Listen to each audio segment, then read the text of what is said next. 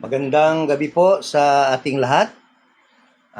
Nawa po ay nasa mabuti kayong kalagayan at mag-ingat po tayo. Medyo maulan-ulan ngayon. Let us also pray sa ating mga kapatid na naroon sa northern part ng ating bansa. At medyo nakita ko na sa Baguio po ay napakalalim na mabaha doon. At sa iba pang mga lugar doon sa northern part ng ating bansa.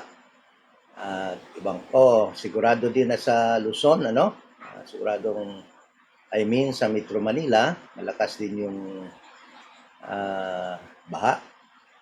Although na dito sa atin, medyo maulanin din, pero wala pa naman gaanong mga reports, with regards sa flooded area talaga. So, at alam naman natin na sa panahong ganitong mga buwan hanggang November or May, June, July, August, September ay yung mga bagyo ay doon pa sa northern part dumadaan. At pagdating ng November, medyo bumababa na yan. December hanggang January, February ay andito na yan sa Visayas at yung iba sa Mindanao na. Kaya medyo blessed pa rin tayo dito sa Visayas sa panahong ito ng mga buwan ng July dahil nga yung daanan ng bagyo ay hindi pa dito sa atin. So let us pray sa mga kapatid natin na medyo talaga doon yung mga bagyo ang malakas na hangin sa kanila at ulan. So kahit na ganito ang panahon ngayon ay thank you sa ating Panginoon at hindi ito naging hadlang upang may patuloy natin yung ating pag-aaral ng kanyang salita, At alam naman natin na kung importante yung pagkain, yung mga food natin, for the body, importante din po itong pagkain nating kaluluwa. Okay? At wala nang iba ay kundi ang salita ng ating Panginoong Hesukristo. Dahil tayo ng mga believers, saved members of the church, the body of Christ, ay nai-edify po tayo, nagiging matatag po tayo at nag-i-increase po ang ating faith sa patuloy na pag-aaral ng salita ng ating Panginoon. At sa mga bago pa naman at hindi pa na-save, it is an opportunity to be saved, Dahil nga sa panahong ito, although I believe that we are already in time called the beginning of sorrows. At andito na tayo sa first 3.5 years ng 70th week of Daniel. I do believe that we are in a transition period from grace, to pag-resume ng prophetic program to Israel. Dahil nga dito na tayo sa 70th week of Daniel. At kung kunti lang po na update sa ating sitwasyon ngayon sa ating buong mundo ay it seems na si President Trump ngayon ay presently nasa situation room meeting with his generals, dahil nga po ay there is news that Israel is asking for his permission to strike again Iran. Parang binibrief siya ngayon si President Trump ng kanyang mga team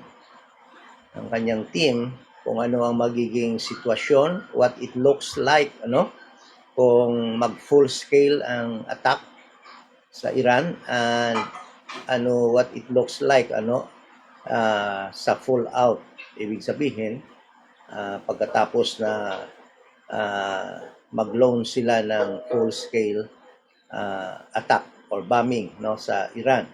So at alam naman natin kung mangyari ito ay talagang magkakaroon na ng increase ng fuel prices, and definitely there will be oil crisis that will plague that will plague around the world, ano? Not only in the Middle East, but all countries will be affected dahil nga all countries naman ay gumagamit ng oil, and definitely the chapter 24 of Matthew ay doon na talaga papunta that nations will rise against nation, then there will be war and famine and pestilence. Dahil alam naman natin pagka yung oil na talaga ang magkakaproblema, there will be an economic pagbagsak ng mga ekonomiya, and there will be famine, and definitely there will be pestilence. So talagang nangyayari na yung Matthew chapter 24. Then come 2030, yan na yung second part or the last 3.5 years of the 70th week of Daniel, which is the tribulation period. Okay? So that is why we are studying sa mga things to come, no? Mga bagay na mangyayari sa panahong ito ng beginning of sorrows and tribulation period, dahil nga diyan na talaga pupunta itong nangyayari ngayon sa ating mundo. Then tomorrow ay yung ating preaching, no, ay Bible study. Babalik na naman tayo doon sa events, the significant events that will happen in heaven and in the earth during after the first 3.5 years of the 70th week of Daniel. So, magandang gabi, ano, sa ating mga kapatid ngayon, sa aking mga pamangkin din dyan sa Cebu. Nanonood din sila, nag-join sa ating Bible study, Brother Arnold, Brother Saul, Milo Saul, Sister Shirley Rogando, si Ma'am Libis, no? Kasama din natin, tag-Iloilo din ito. Nanonood din, nag-join sa ating Bible study. Si kapatid natin sa Cebu din na si Pamat, no? Kasama din natin ngayon. At eventually, kasama din natin si Brother or Pastor Joel Pilunes sa gabing ito. Hopefully, makasama din natin si Pastor Luther at Pastor Magbanwa from Mindanao. Let us pray, continue praying also sa ating kapatid na si Attorney Bersabal Abinalis, no? Nasa Cebu, sa Mindanao din. Ang news that he is not feeling well, medyo matagal-tagal na siya na hindi naka-online sa pag-join sa ating Bible study. Kahit na ang kanyang Bible study online, natigil na rin, ano? Kasama niya si Brother Jimmy Justiniani sa kanilang Bible study every Sunday. But tonight, ang pag-aaralan natin, ay titingnan natin how did God, no? How God rightly divided His word, no? To execute fair judgment or fair justice during sa white throne judgment. Kasi alam mo, pag hindi talaga i-rightly divide ng Panginoon ang kanyang words, ang kanyang salita, ang kanyang Bible, sa pag-execute na niya ng kanyang judgment sa white throne judgment sa Revelation chapter 20 verse 12, no, ay talagang magkakaroon talaga ng malaking problema. At sabihin ko talaga that God will have a hard time answering questions kung hindi talaga ma-rightly divide ang Bible. Because yung judgment na mangyayari sa white throne judgment ay kabuuan ng lahat ng tao from Adam born during the time of Adam hanggang after the 1,000 years of reign of Jesus Christ as King of Kings and Lord of Lords in this earth. So, ganun kadami yung haharap na tao kay Jesus Christ sa God during sa white throne judgment. No? And eventually, kung hindi rightly divided ang Bible, justice, fair justice, cannot be executed. Hindi talaga ma-execute. Kaya, some wonder, kung ano ba talaga yung book, ano ba yung books na nabubuksan sa Revelation chapter 20 verse 12. So that question also will be answered in tonight's Bible study. Masasagot din dyan. Okay? So before that, let us pray. Ama na banal, na ngayong gabi ay nagpapasalamat po kami sa iyong protection buong linggo. We are still alive. Andito po kami. Buhay pa at nag-i-enjoy ng lahat ng iyong mga biyaya na iyong binigay sa amin. Buhay at katawang walang sakit. Thank you so much, Lord, sa pagsagot mo sa aming mga pangailangan sa hospitalization na aking apo. Thank you sa pag-restore back ng kanyang health kay Anya. At salamat din, Panginoon, na ang mga kapatid sa ngayon ay andiyan to join this Bible study. Thank you sa lahat ng supply na iyong binigay sa amin to sustain life. Lahat ng mga pagkain, damit, shelter na iyong ibinigay sa amin. Lahat po yan ay ina-appreciate namin at pinapasalamatan dahil alam namin na kung hindi yan tungod sa iyong grace ay hindi po namin yan makamtan. Salamat, Panginoon, sa opportunity. Muli makasama ang mga kapatid sa pag-aaral na ito. We are praying na kung mayroon mang hindi paligtas na maka-join sa aming Bible study, nawa po ay maging paraan ito upang siya po ay makaangkin ng kaligtasan.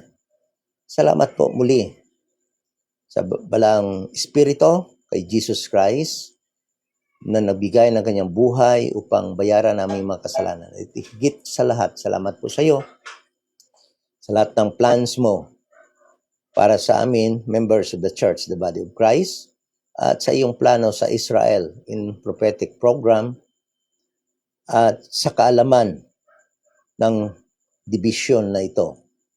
Salamat muli kahit na sa aming Apostol Paul, na nagbigay din ng kanyang buhay upang isulat lahat ng mga instruction na ito from Romans to Philemon, kung saan masunod po namin ang iyong mga kagustuhan sa panahong ito ng dispensation of the grace of God. We thank you so much in the name of our Lord Jesus Christ. Amen.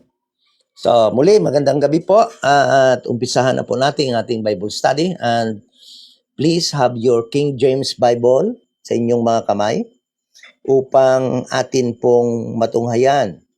Hindi po tayo maluluko, kundi talagang titingnan po natin sa ating mga Bible, dahil dapat nga po nang sabihin natin should be back up by verses.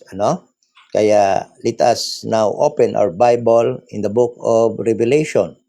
Revelation chapter 20, verse 12. And it says, "And I saw the dead, small and great." So, ibig sabihin, wala pong pinipili dito whether you are wealthy, you are in great position, no? Sa mundong ito, you will face Christ in His white throne judgment. And I saw a great white throne. Tinawag ito na white throne. Dahil sa panahon ito, Christ will be sitting in His white throne, judging all people who will stand before him in this judgment, in this white throne judgment. And him that sat on it, from whose face the earth and the heaven fled away, and there was found no place for them. And in verse 12, Verse 12, and I saw the dead, small and great, stand before God, and the books were opened. So there is a book that will be opened. No, books, plural. Tandaan po natin, plural, books. So ibig sabihin, maraming libro ito. Ano? At mamaya malalaman natin kung anong books ito. And the books were opened, and another book was opened. So books plural, then another book, so singular. And that book that is singular is called and another book was opened, which is the book of life. So yung singular na tinawag na book ay yung pangalan ng book na yan is Book of Life. But yung books, yun ang ating alamin ngayon. Kung ano ba yung books, yung plural na sinasabi na books, which is the Book of Life. And the dead were judged out of those things which were written in the books. So, listen to this. The dead, so ibig sabihin, this judgment, this white throne judgment of Christ, all that will appear, all that will stand before Christ or before God in this white throne judgment are the dead. And sabi dito, and the other book was opened, which is the book of life, and the dead were judged out of those things which were written in the books according to their works. So dead. Yung lahat ng mag-a-appear dito ay dead or mga unsaved. Yung mga unsaved. The dead. Okay? The dead were judged out of those things which were written in the books. And yung gagamitin sa pag-judge sa lahat ng tao that will stand before Christ in this white throne judgment are the things which were written in the books. Yung mga bagay na mga nakasulat sa mga libro. Okay? According to their works. And they will be judged according to their works, kung anong ginawa nila. Okay? So listen to this. The next verse says that, and the sea gave up the dead, which were in it, and death and hell delivered up the dead. So yung mga namatay na hindi ligtas, nandoon sa mga dagat, ay talagang tumayo at humarap din sa ating Panginoon sa judgment, sa white throne judgment na ito. At kahit lahat na nandoon sa hell, lahat nandoon sa hell, ibig sabihin talagang hindi maligtas yun. No?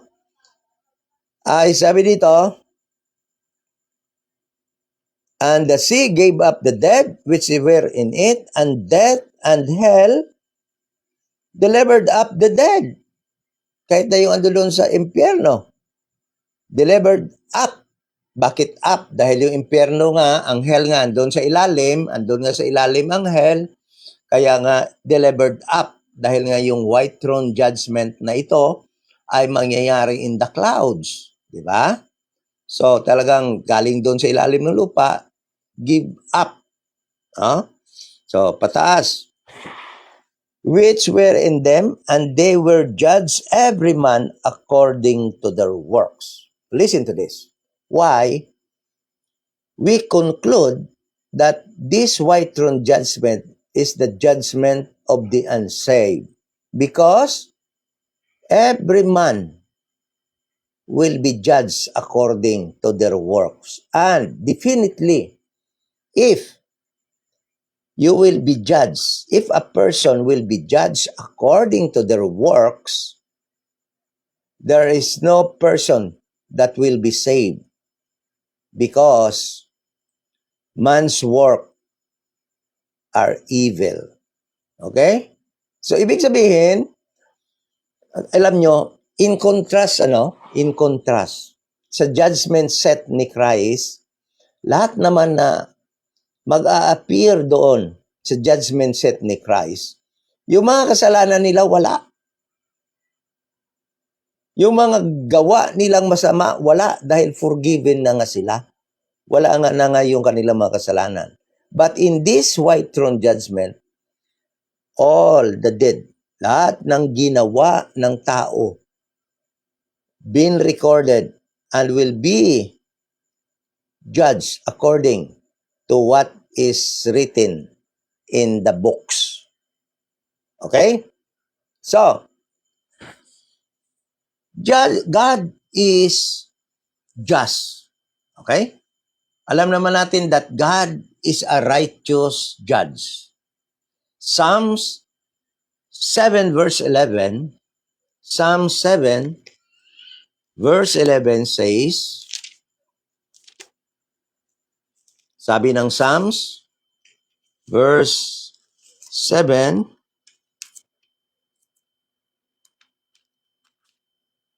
verse 11,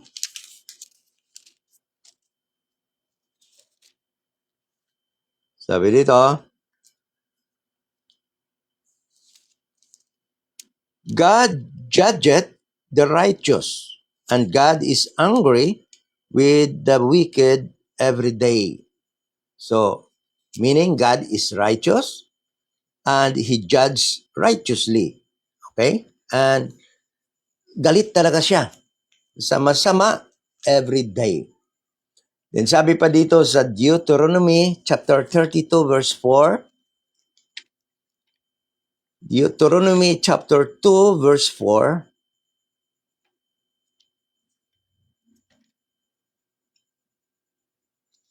Deuteronomy chapter 2 verse 4, sabi dito,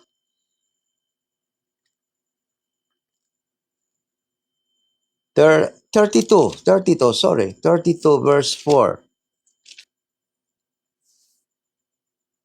32 verse 4. Sabi dito, He is the rock. His work is perfect, for all His ways are judgment, and God of truth, and without iniquity. Just and right is He. God is just, no? That is why, makita natin, in Isaiah chapter 30, verse 18, Isaiah chapter 30, verse 18,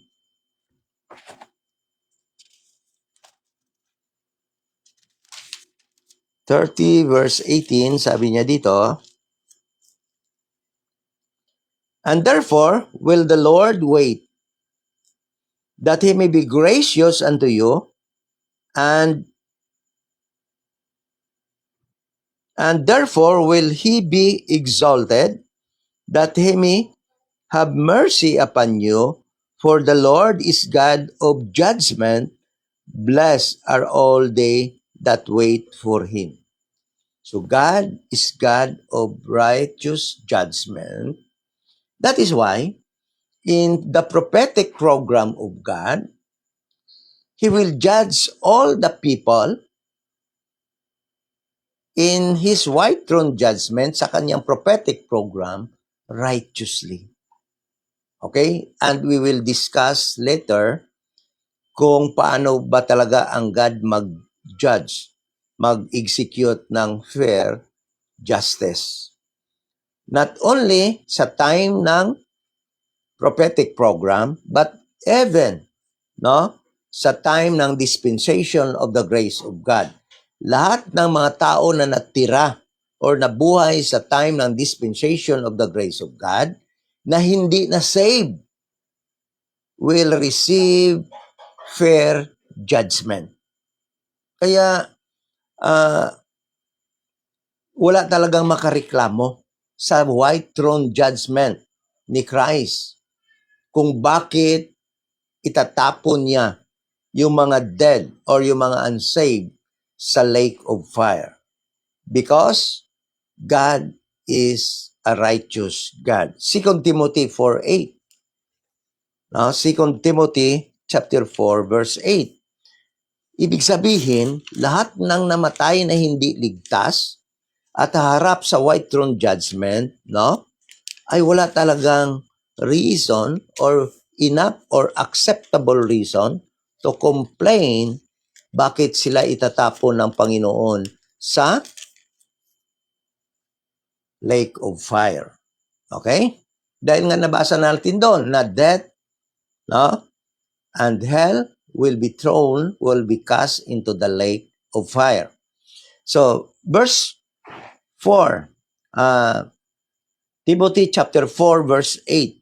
Sabi dito, henceforth there is laid up for me a crown of righteousness, which the Lord, the righteous judge, shall give me at that day, and not to me only, but unto all them also that love his appearing.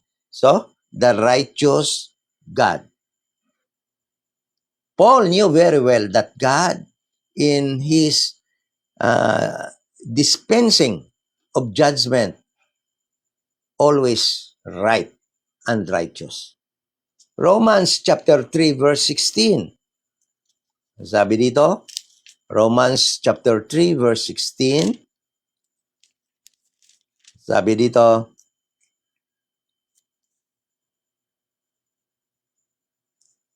Romans chapter 3 verse 26. Sabi dito, to declare, I say, at this time, his righteousness, that he might be just and justifier of him which believe in Jesus Christ.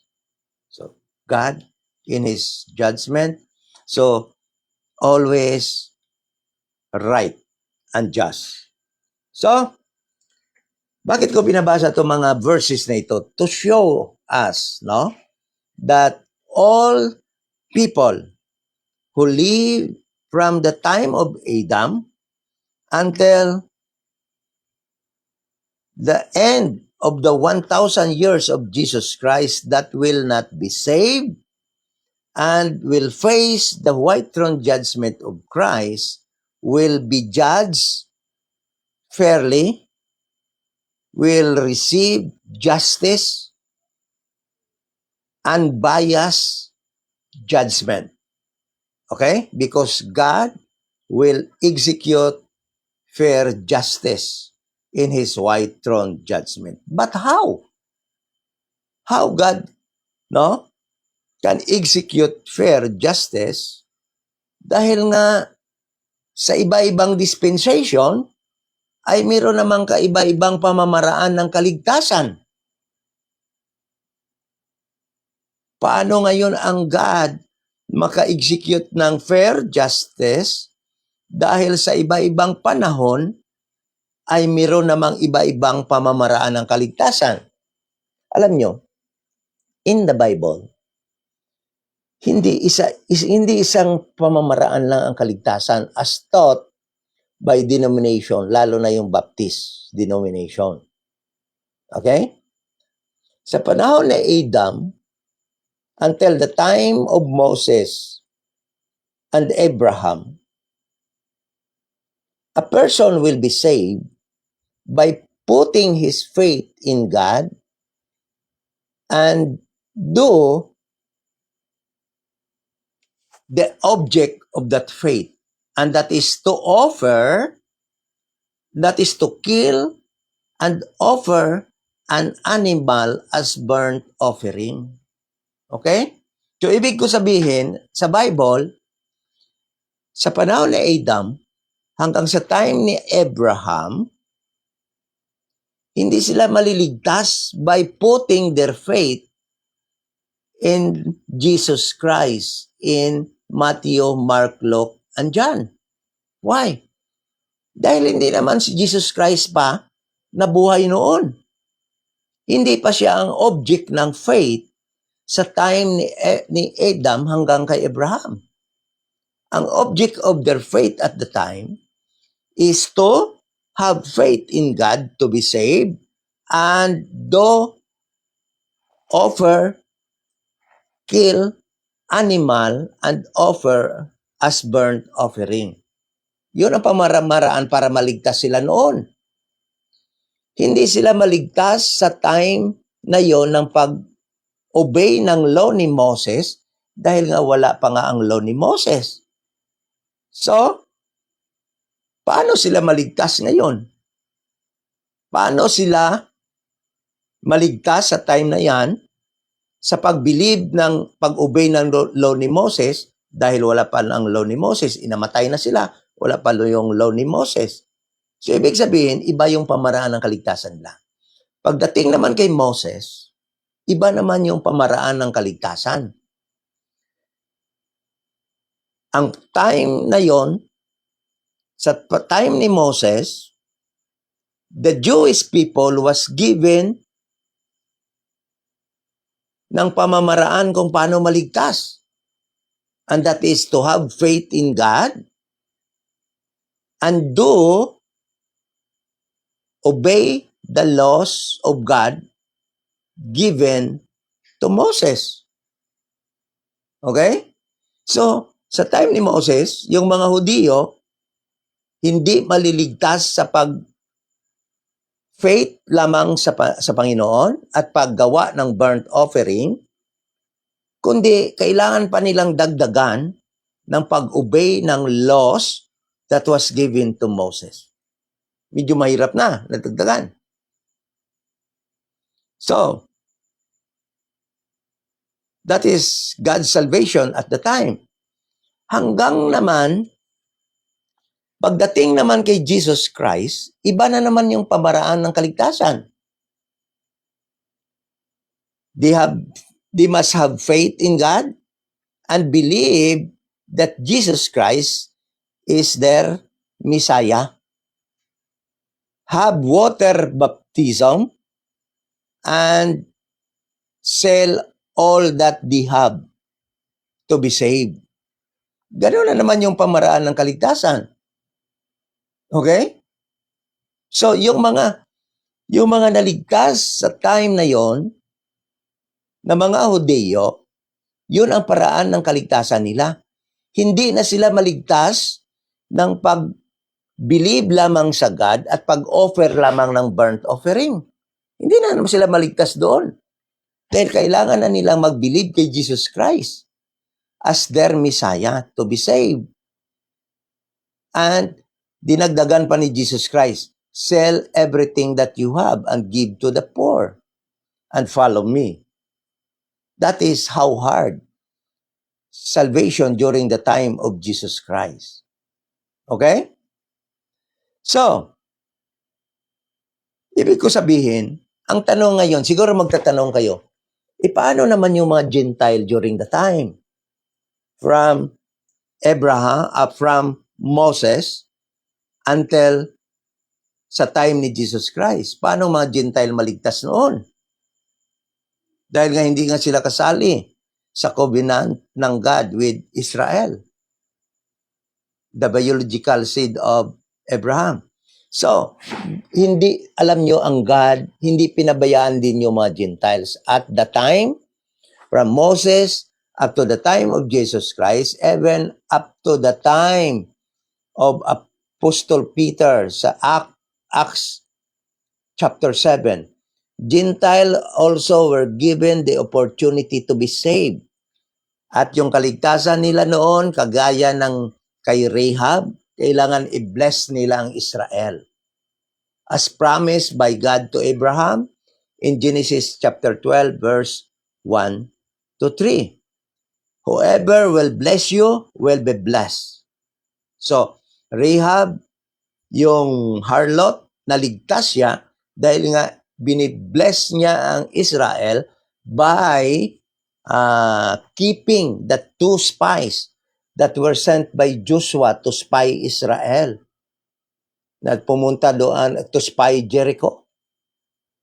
So naligtas sila, si Rahab, dahil na-bless niya yung Israel. So, yung kagaya nung centurion in Luke chapter 7, the centurion was a Roman lieutenant na mayroong armies, 100 armies under him. kaya tinawag siyang centurion, naligtas siya. Dahil nga binibless niya ang Israel, building many synagogue for the Jewish people. Okay? Yung Canaanite woman, naligtas din. Dahil nga nagkaroon siya ng tamang understanding that a Gentile can only be saved kung magpailalim siya sa God's prophetic program under Israel. Ang eunuch na saved, dahil nga ang eunuch as a Gentile, ay ginawa niya ang promise ng Panginoon that if a Gentile, a person not of your race, not of your brother, not a Jew, will come to Jerusalem and worship the God of Israel, and he will ask whatever he will ask, God will grant. Iga-grant ng God ang kanyang wish.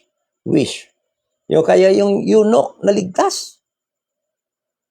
So, God did not actually forsake Gentiles at the time. But Gentiles must bless Israel, worship the God of Israel in Jerusalem to be saved at the time. So, paano naman sa time ng dispensation of the grace of God? Lahat naman, iba naman ang pamaraan natin dito. To be saved, a person must believe the gospel of the grace of God. That Christ died for our sins, He was buried and rose again the third day. For a person to be saved sa dispensation of the grace of God. So, pag-resume na naman ng prophetic program after the rapture, yung kaligtasan ng Gentiles will again to bless Israel. And the prophetic program will resume after the rapture. So, salvation ng mga Hudyo will also be activated kung paano sila maligtas. And that is to believe God and believe Christ as their Messiah. Okay? So that is why there is a need for a books to be opened in Revelation chapter 20 for God to show to all the dead, to all the unsaved people, that His judgment, casting them down to the lake of fire, was actually a fair and just judgment of God using the books that will be opened in Revelation chapter 20. So, what is fair justice? Ibig sabihin ng fair justice is this. Fair justice is giving or treating equally every person, equally, impartially, and without bias, regardless of their background or status. Kahit anong yaman mo, anong hirap mo, anong gender mo, you will be given equal treatment in every dispensation, in every way of salvation God provided in every dispensation. Okay? So, equality in treatment. All individuals are judged by the same rules. That is fair justice. Ibig sabihin, all individuals will be judged by the same rules. Okay? No one is given special treatment or special privileges. Pare-pareho lahat. No one is given unfairly penalized or verdict. Walang binigyan ng unfair verdict, kundi pantay-pantay. regardless whether you are rich, you are poor, you are male, or you are a female, or whatever status you have in life. That is fair justice. Okay? So, equal. Fair justice meaning everyone have equal access, no, to God's salvation. But pinabayaan nila ito. That is why they will be cast into the lake of fire. So, fair justice meaning there is no or impartial, ang procedure is impartial. Fair justice requires that the methods used to determine outcomes are unbiased.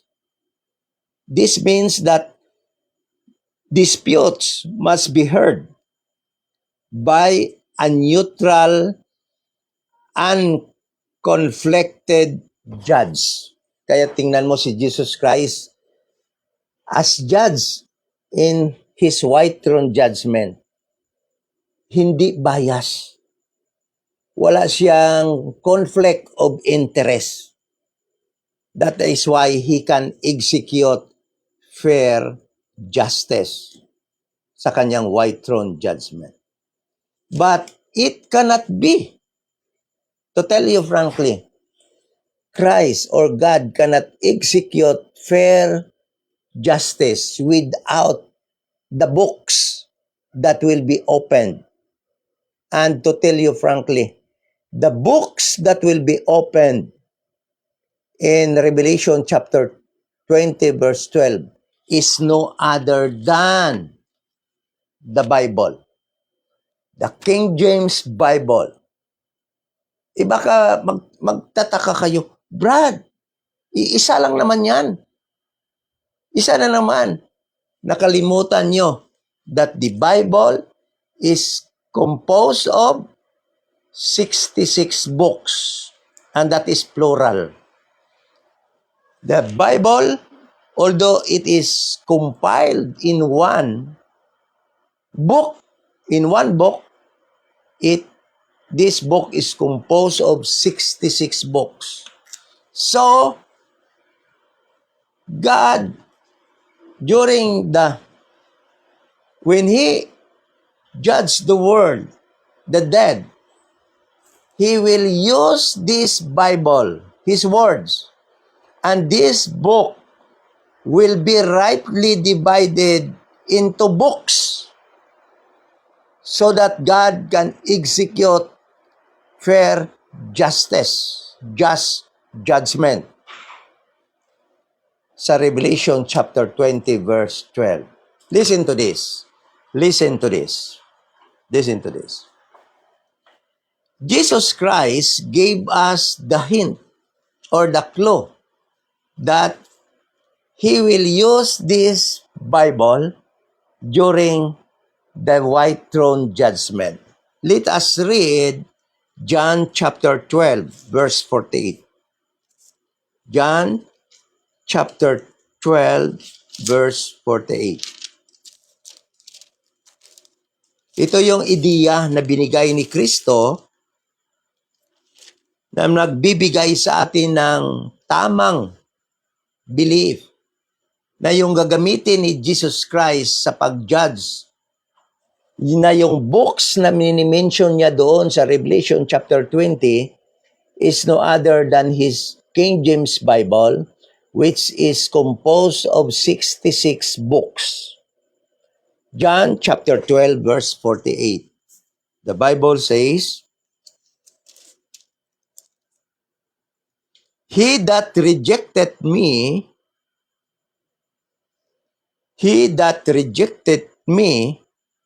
and receiveth not my words, hath one that judgeth him. The word that I have spoken, the same shall judge him, in the last day. Okay? So sabi ni Jesus Christ, the word that I have spoken, the same shall judge him in the last day. So yung hindi naniniwala kay Jesus Christ, ibig sabihin yung hindi ma-save, yung nag-reject kay Jesus Christ, will be judged by the words that Jesus Christ had spoken personally. Okay? So, tatanungin ko kayo. Saang parte ng Bible that Jesus Christ ay nagsalita? Saang parte ng Bible na ng salita ni Jesus Christ ay sinasabi? O saang part ng Bible na isulat yung mga personal na mga sinasabi ni Jesus Christ when He was in His earthly ministry to the Jewish people? Siguro you will agree with me. You can write your answer in the comment section. Let us see if you are right. Don't be ashamed, to join, to comment. Saan nyo makikita sa Bible ang mga personal na mga salita ni Jesus Christ na siya talagang nagsalita? Okay. I'll give you 1 minute to write down your answer. Join sa Bible study. Count ko ng 60 seconds. 1, 2, 3, 4, 5, 6, 7, 8, 9, 10, 11, 12, 13, 14, 15, 16, 17, 18, 19, 20, 21, 22, 23, 24, 25, 26, 27, 28, 29, 30, 31, 32, 33, 34, 35, 36, 37, 38, 39, 40, 41, 42, 43, 44, mabilis 45, 46, 47, 48, 49, 50, 51, 52, 53, 54, 56, 57, 58, 59, 60. 1 minute. So, I hope na naisulat nyo na dyan. So, yung ating kapatid, Ma'am Victoria Magtangob, Lusantas, ang sabi niya, New Testament. So, Matthew, Mark, Luke, and John. Tama po kayo, ma'am. So, yan po mga salita ni Jesus Christ na talagang nanggaling sa kanya personally are written in the books, plural na yan, books of Matthew, Mark, Luke, and John. Okay? So, ibig sabihin ni Jesus Christ, sa time ng judgment, ay yung mga salita niya ay gagamitin upang, ang mga salita niya sa Matthew, Mark, Luke, and John, ay gagamitin at the same will judge sa mga tao sa time na sa kanyang panahon sa earthly ministry sa Israel. Ibig sabihin, yung mga taong nakadinig kay Jesus Christ na nagsasalita during sa kanyang 3.5 years earthly ministry will be judged. Yun lang yung mga tao na yun, sa time ng kanyang earthly ministry will be judged according to His words. And alam naman natin na ang earthly ministry ni Jesus Christ, ay mula sa Matthew, Mark, Luke, and John hanggang sa kanyang kinomisyon sila ni Peter sa Acts chapter 1 to 7 at hanggang doon sa ni-reach out nila ni Peter yung mga Jews outside Israel or Jews not living inside the land of Israel. Okay? So, yun ang magja-judge sa kanila. So, ibig sabihin, Yung mga tao na isilang naman or nagkaroon ng opportunity to hear Christ during the dispensation of the grace of God, ay hindi kasali sila. Hindi sila i-judge ng mga salitang personal na sinasabi ni Jesus Christ sa kanyang earthly ministry. Ibig sabihin, tayo sa time ng dispensation of the grace of God will not be judged. Yung mga hindi ligtas, I'm not talking about the body of Christ dahil nga hindi na tayo talaga i-judge. Whatever books that will be opened in the Revelation chapter 20 verse 12, yung books na yan, yung Bible na yan, hindi na tayo i-judge dyan dahil nga ando doon na nga tayo sa heaven, no? Doon tayo sa judgment seat ni Christ. So, I am talking about all that will be dead that are not saved in the dispensation of the grace of God. Hindi sila i-judge ng mga sinabi ni Christ sa Matthew, Mark, Luke, and John. So, saan naman sila i-judge? Anong books na naman sila i-judge? Sabi ni Paul sa Romans chapter 12, Romans chapter 2, sabi ni Paul, Romans chapter 2, verse 16. Verse 16, sabi ni Paul, in the day when God shall judge the secrets of men by Jesus Christ according to my gospel. So, sabi ni Paul, sa araw, referring sa white throne judgment of Christ.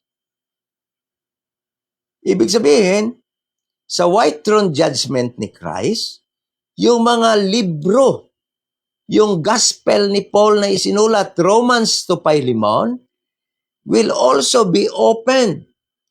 At yung mga tao that were given the opportunity at naisilang at namatay na hindi ligtas sa panahon ng dispensation of the grace of God will be judged sa white throne judgment according to the books of Romans to Philemon.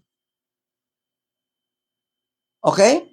So these two verses, John 12:48 and Romans chapter 2 verse 16, gave us, nagbigay sa atin ng katotohanan that the whole Bible will be used by God. In Revelation chapter 20 verse 12 to 15, to judge the unsaved according to what is written in this book o books. Okay? Nitong libro na ito ng mga libro. So, the Bible says, balik tayo sa Revelation chapter 20, verse 12. Revelation chapter 20, verse 12. Let us read again. Verse 12. Sabi dito, and I saw the dead, small and great, stand before God, and the books were opened. So, the two verses, John chapter 12, verse 48, and Romans chapter 2, verse 16, gave us the hint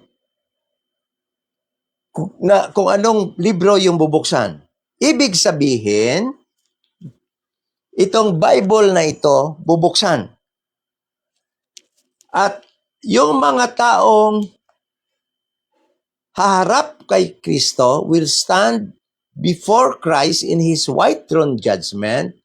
Yung lahat na nabuhay sa mundong ito na hindi ligtas, na nabuhay, umpisa kay Adam, na nabuhay sa mundong ito na hindi ligtas, umpisa kay Adam hanggang kay Moses, ay tatayo sa harapan ni Kristo at will be judged according to the books from Genesis,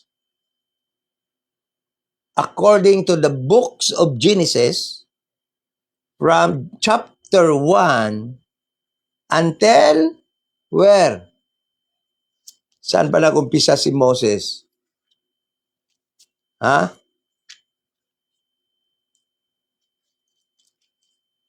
Kung saan nag-umpisa si Moses.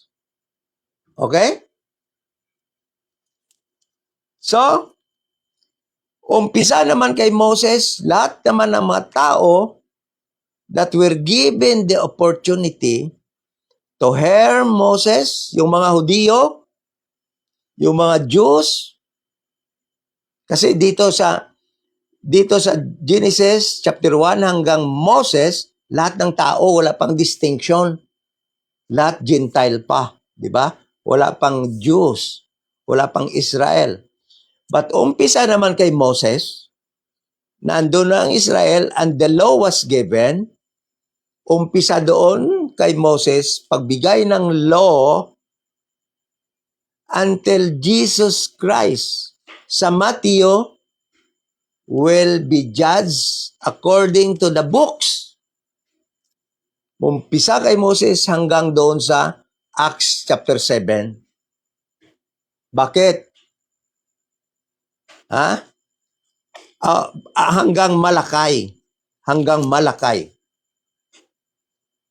From Moses hanggang Malakay, lahat ng Hudiyo will be judged according ng books mula kay Moses hanggang sa Book of Malakay.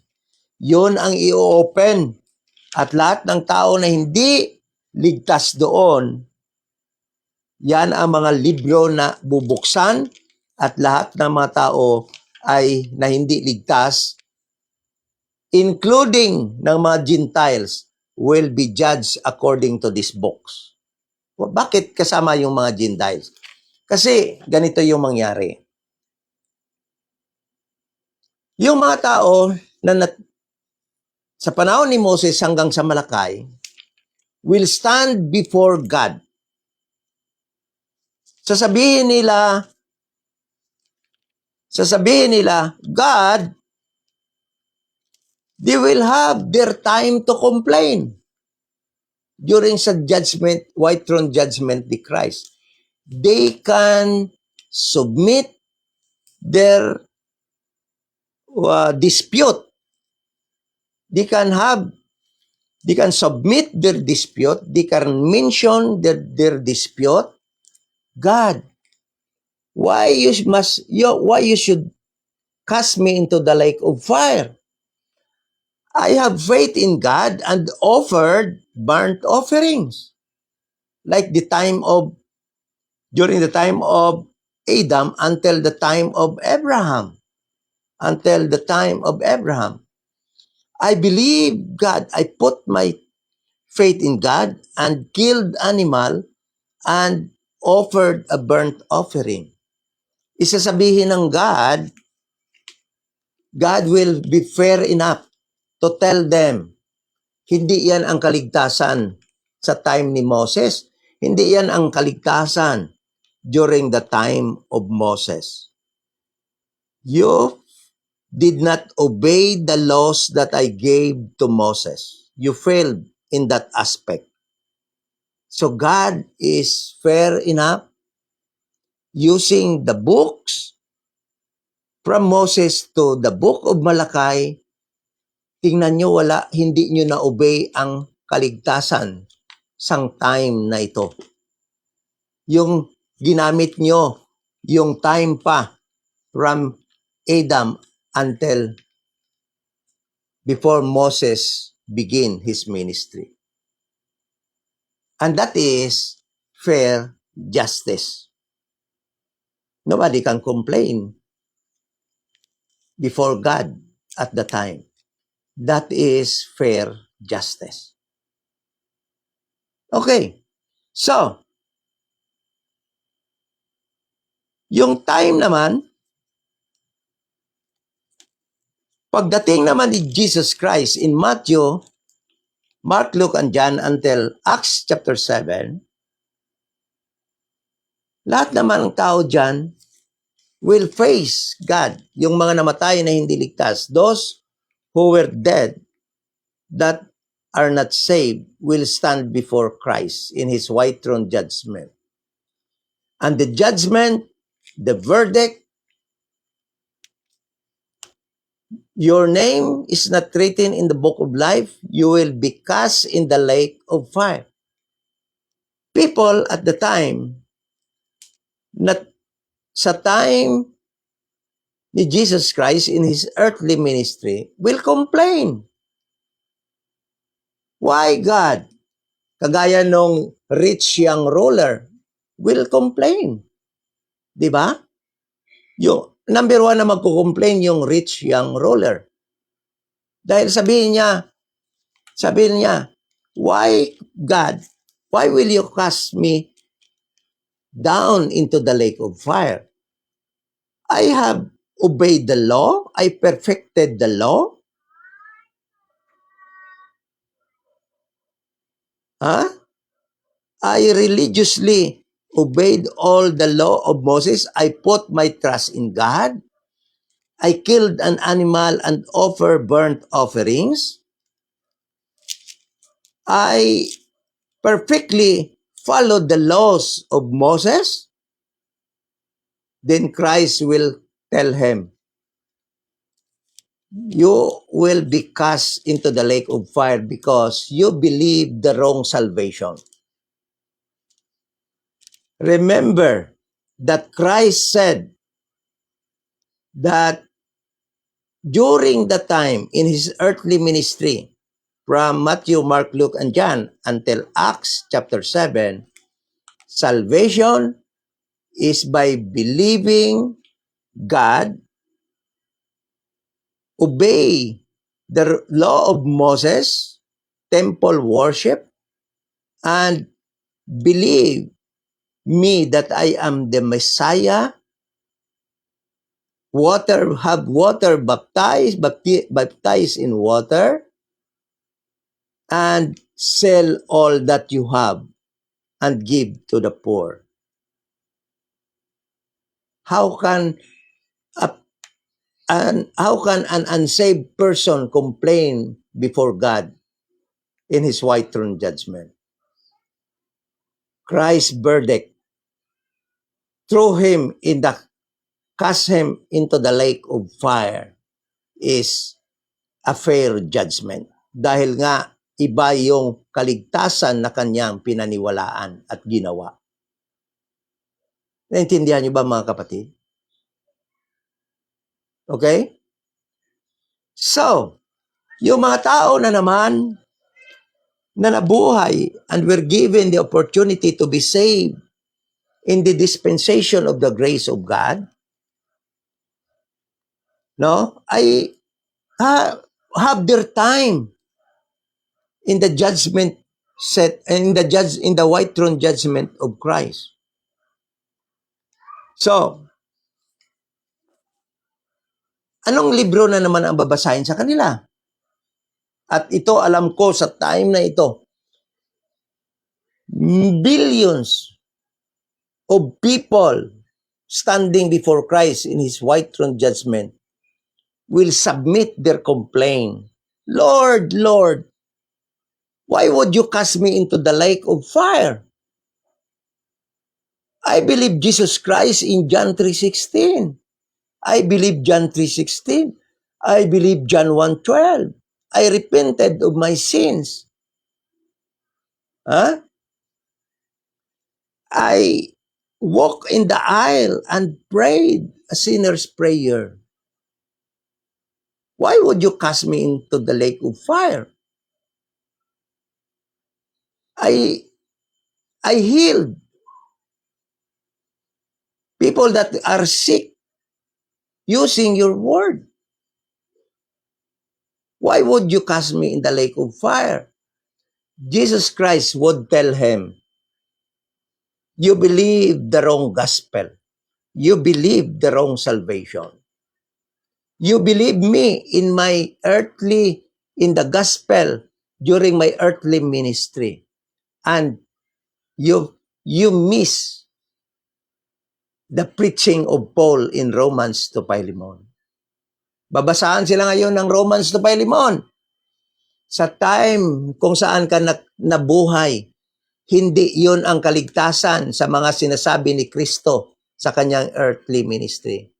Salvation during the time of your life on earth, salvation is to believe the only gospel I gave to Paul, and that is to believe that I died for your sins. I was buried and rose again the third day. That is the only salvation during your time of living on earth. You miss the true, the right salvation. So, how can they complain? Kaya, alam nyo, rightly dividing the Bible is actually very important for a person that is studying the Bible. You cannot have right salvation if you will apply salvation during the time of Abel, Methuselah, Noah. You cannot be saved kung yun ang kaligtasan mo. Kaya sabihin ng tao, kaya sabihin ng denomination, salvation from Genesis up to Revelation is the same, and that is by faith. Yes, by faith, but different object of faith. Okay? So nobody can complain during the white throne judgment of Christ, although they will lodge all their complaint, but God still will give the right verdict, the just and fair verdict to all that will be cast down to the lake of fire because of the wrong gospel, wrong salvation na kanilang napaniwalaan, that they believe. Kaya alam mo, napakarami talaga. At sa time na ito talaga, napakaraming mamamatay na hindi ligtas dahil nga sa mga panlilinlang at maling katuruan ng mga denomination, ng mga religions. There are religion teaching that you will not be saved if you will not join or you will not become member of their church. That is wrong. You cannot be saved by being a member of a church, of any denomination. You cannot be saved by repenting of your sins. You cannot be saved by John 3:16. You cannot be saved by John 1:12. Yang salvation na yan ay para yan sa time na si Christ mismo nagsalita sa Matthew, Mark, Luke, and John. Para yon sa mga Hudiyo. Para yon sa mga Jews sa kanyang earthly ministry. And what is very scary is this. Yung nakatakot talaga ganito. In this dispensation of the grace of God, napakaraming mga tao na yun ang pinaniwalaan, yung mga sinasabi ni Christ sa kanyang earthly ministry. But alam nyo, hindi kayo maliligtas sa lahat ng sinasabi ni Christ sa Matthew, Mark, Luke, and John. Even sa sinasabi nila ni Peter sa Acts chapter 1 to 7, hindi kayo maligtas. Dahil you are living in time called the dispensation of the grace of God, in which you will be judged by the gospel according to the gospel of Paul. And that gospel of Paul are the books, the good news of Paul are the books he wrote, and that books are Romans to Philemon. the 13th epistle of Paul.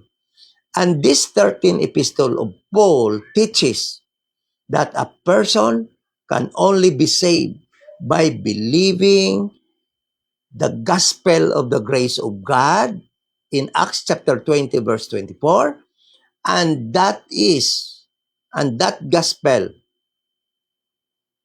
is explained by Paul in 1 Corinthians chapter 1 verse chapter 15 verse 1 to 4, that Jesus Christ died for our sins, he was buried and rose again the third day. That is the only gospel that is saved today in this dispensation of grace of God, if we are still in the dispensation of the grace of God. Although I believe that we are already in the 70th week of Daniel. So, when Christ will open this book, which is called books, in Revelation chapter 20 verse 12, every person in different dispensation or different period of time will be judged according to these books that composes this one book, the King James Bible, the 66 book. So after the rapture, people again na mabuhay, living after the rapture until the 1,000 years reign of Christ, will be judged from Hebrews to Revelation.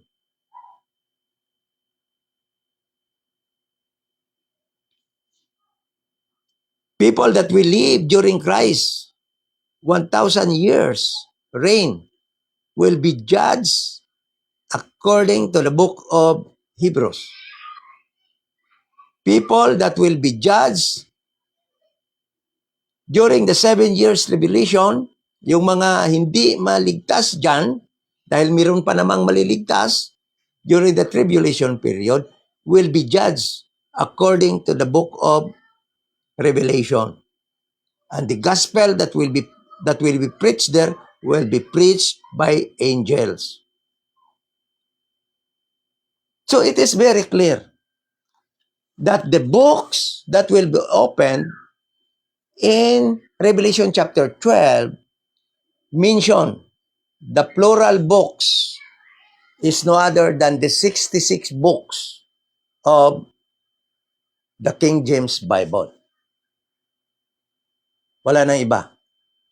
At yung mga tao na nabuhay na hindi ligtas sa time from Adam up to time of Moses will be judged ng mga libro hanggang doon. Then ng libro, yung mga time naman na buhay from Moses until Malachi will be judged ng mga libro na yon, including the books that were written by the prophets. Then people who were given the opportunity to live during Christ's earthly ministry will be judged according to Matthew, Mark, Luke, and John, and Acts 1 to 7. Then the people that live during the dispensation of the grace of God will be judged. Their works or their deeds according to their works will be judged according to the gospel of Paul, Romans to Philemon. So, nobody can complain in Christ's white throne judgment why they will be cast into the lake of fire. Because this book will testify that they did not obey Christ or God's salvation in different dispensation. Okay? So, next Saturday, pag-aralan natin, we will take up or answer the question, what is the accountability age? That question will be answered next Saturday at 8 p.m. sa ating Bible study. Ano ba? What is the accountability age? At what is the age or what is the age of accountability? At ano naman yung age, no, ng taong nabuhay dito na hindi pa siya accountable sa kanyang mga kasalanan. Okay? Yan yung ating itatakal sa next Saturday night na ating Bible study. So, join me, no, sa darating na Saturday at 8 p.m. If you have questions with regard to our study, our subject this evening, you can write your question in the comment section and we'll try to answer that sa mga tanong nyo. Okay? So, siguro, natakal na rin natin kung lahat na dapat nating pag-usapan upang mapatunayan natin, masagot ang katanungan, ano ba yung books na na-mention that will be opened sa Revelation chapter 20 verse 12. At yung Book of Life, na-discuss ko na yon last Saturday night, no? Ay Bible study na natin yon. Kaya kung andito kayo ngayon at hindi nyo pa na panood yung video last Saturday, ay andiyan pa yan sa ating Facebook account. At kung wala na dyan, ay nililipat natin yan doon sa ating YouTube channel, Complete in Christ IDGBC. Yan yung ating YouTube channel. Dahil nga yung ating mga video dyan sa ating Facebook ay 1 month lang at ini-erase na ni Mita. Kaya nililipat natin doon sa ating YouTube channel upang makapirouse tayo every time na kailangan natin yung mga topic na yan, ano? So, thank you so much sa pag-join nyo sa ating Bible study.